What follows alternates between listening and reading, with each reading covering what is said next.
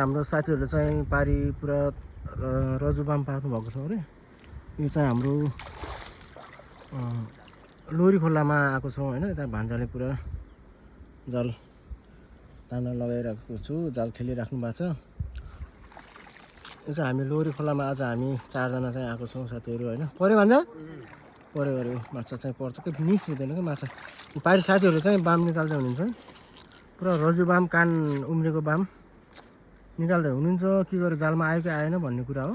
ढुङ्गा घोज्दै हुनुहुन्छ, मान्छे पनि डुब्नु भएको छ पानीमा होइन। सो साथीहरू म तपाईँहरूलाई रजु बाम देखाउँदैछु है। मारे निस्किँदैन भन्नुहुन्छ होइन। ढाकिसकेको यस्तो छ है यहाँको लोकेसन चाहिँ।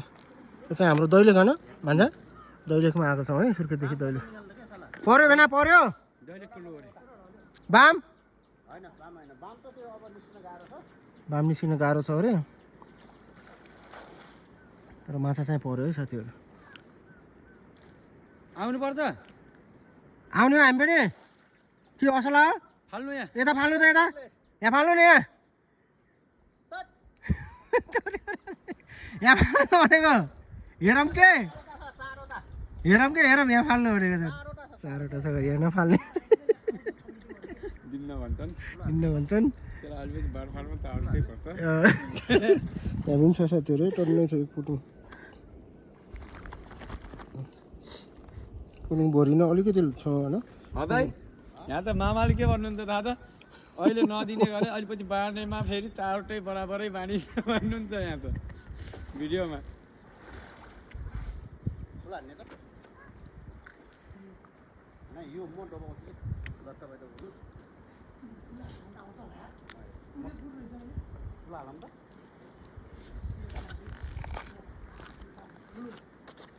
बाम ढाकेन भएन बाम आउने हामी पनि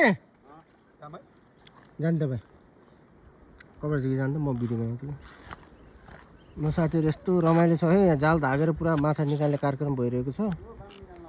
ठुलो बाम निकाल्न पा त्यसपछि बल्ल पकाउन मिठो हुने थियो भन्ने हो। यस्तो छ साथीहरू दैलेखको लोरी खोला। यस्तो छ अहिले चाहिँ घाम लागिरहेको छ होइन। यस्तो छ डाँडा पाखा भान्जा पनि अब कपडा सपडा झिकेर जाँदै हुनुहुन्छ। साथीहरू उतातिर माछा निकाल्ने कार्यक्रम हुँदैछ। अब यतातिर अब म पनि अब माछै मार्न आएको होइन। अब फुट्नु छ जाल छ होइन। तर अहिले म भिडियो खिचौँ भनेर मात्रै हो, नत्र म पनि जाने हो।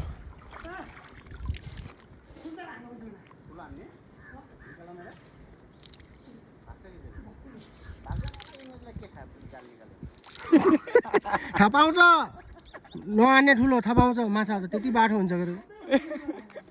खोलाको त राजा रानी हो नि त माछा भनेको।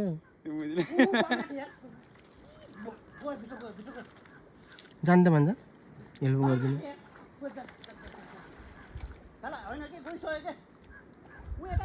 बाम आथ्यो गरे गइसक्यो अरे साथीहरू। यस्तो छ अवस्था लोरे खोलाको अवस्था। माछा मार्ने जलारीको अवस्था यस्तो छ।